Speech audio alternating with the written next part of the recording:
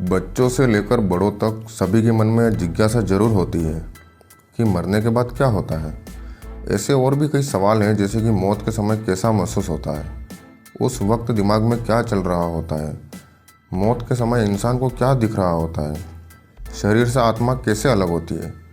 हम सभी के मन में ऐसी ही कई तरह की जिज्ञासाएं होती हैं। सबसे पहली बात कि मौत जो है वह जिंदगी की एक कड़वी सच्चाई है। इस धरती पर जिसका भी जन्म हुआ है उसकी मौत भी निश्चित है। इसमें कोई किंतु परंतु नहीं है। यह अलग बात है कि किसी की मौत कैसे होती है, स्वाभाविक मौत, बीमारी से मौत या फिर किसी दुर्घटना में मौत। बहरहाल मौत को लेकर भी रहस्य की एक अलग ही दुनिया है। इस बारे में समय समय पर शोधकर्ता और वैज्ञानिक स्टडी करते रहते हैं। कुछ डॉक्टर्स भी मौत को लेकर रिसर्च स्टडी कर चुके हैं। मौत अपने आप में एक रहस्य है और इस बारे में जानना उतना ही दिलचस्प भी। अधिकतर धार्मिक व्यक्तियों का मानना है कि आत्मा कभी नष्ट नहीं होती है। आत्मा केवल एक शरीर को छोड़ती है और शरीर मृत हो जाता है। मानव अस्तित्व का क्या होता है?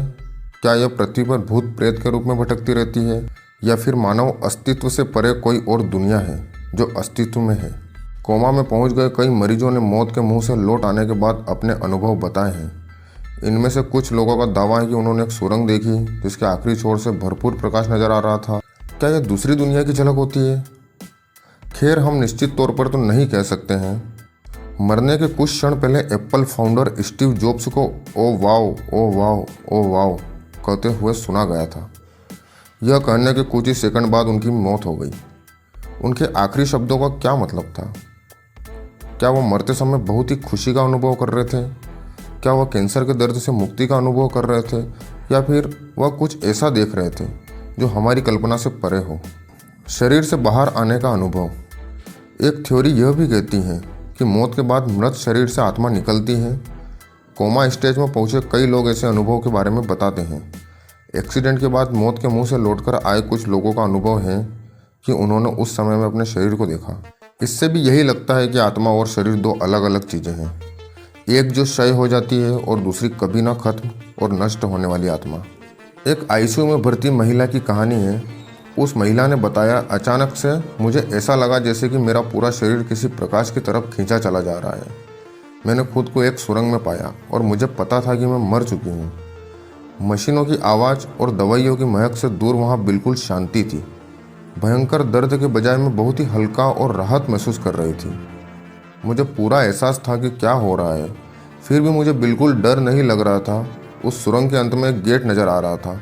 इसके बाद मैं आईसीयू में जाग चुकी थी और मुझे नहीं याद कि उसके बाद क्या हुआ। वैज्ञानिक क्या कहते हैं? वैज्ञानिक इसकी व्याख्या अपनी भाषा में करते हैं। उनका कहना है कि ऐसे अनुभव तब होते हैं जब क्वांटम पदार्थ नर्वस सिस्टम को छोड़ चुके होते हैं। यूनिवर्सिटी ऑफ एरिजोना के डॉक्टर स्टुअर्ट हेमरऑफ का दावा है कि हमारी आत्मा का सार मस्तिष्क की कोशिकाओं में माइक्रोट्यूबुलस में होता है। जब हार्ट काम करना बंद कर देता है तो यह यूनिवर्स में वितरित होना शुरू हो जाती है और अगर व्यक्ति जीवित बच जाए तो फिर से लौटने लगता है। कुछ लोगों का कहना है कि मौत के यह अनुभव एक मनोवैज्ञानिक प्रत्यय है। दिमाग में होने वाले रासायनिक परिवर्तनों की वजह से ऐसे अनुभव होते हैं। मरने से क्या ही डरना। द सन की रिपोर्ट के मुताबिक चिकित्सक और with the and in mind की लेखिका डॉक्टर कैथरीन मेनिक्स कहती हैं कि आप चाहे या न चाहें, मृत्यु एक ऐसी चीज़ है जिसके बारे में सोचने से हम नहीं बच सकते। यह हमारे जीवन का एक बड़ा हिस्सा है और हम सभी एक दिन इसे निश्चित ही महसूस करेंगे। मरने की प्रक्रिया इसलिए भी भयावह लग सकती है क्योंकि हम नहीं जानते कि हमारे साथ क्या होगा, लेकिन मौत से डरने की कोई बात नहीं है। वह कहती है कि मरना उतना भी बुरा नहीं है जितना आप उम्मीद कर रहे होते हैं। जन्म लेने की तरह मरना भी एक प्रक्रिया है। एक तरह से बहुत लंबे समय के लिए सो जाना। जैसे कम थकावट के बाद हम 6-7 घंटे की नींद लेते हैं, उसी तरह शरीर के बहुत ज़्यादा थक जाने के बाद हम गहरी नींद में चले जाते हैं। मौत को लेकर ऊपर जिन सवालों का जिक्र किया गया है उनके जवाब ढूंढने के लिए एक्सीडेंट एंड इमरजेंसी डॉक्टर रह चुके थॉमस फ्लाइसमैन ने मौत से साक्षात्कार कर चुके लोगों से बातें की हैं। वे लोग जो मौत के मुंह से वापस आए हैं, यानी मरते मरते बचे हैं। आइए जानते हैं एक्सपर्ट थॉमस फ्लाइसमैन इस बारे में क्या कहते हैं। एक्सीडेंट एंड इमरजेंसी स्पेशलिस्ट रह चुके डॉक्टर थॉमस फ्लाइसमैन के मुताबिक मौत के 5 चरण होते हैं। उन्होंने करीब 35 सालों तक एक्सीडेंट एंड इमरजेंसी डॉक्टर के तौर पर काम किया है। और अपनी आंखों के सामने 2000 से ज़्यादा लोगों को दम तोड़ते हुए देखा है।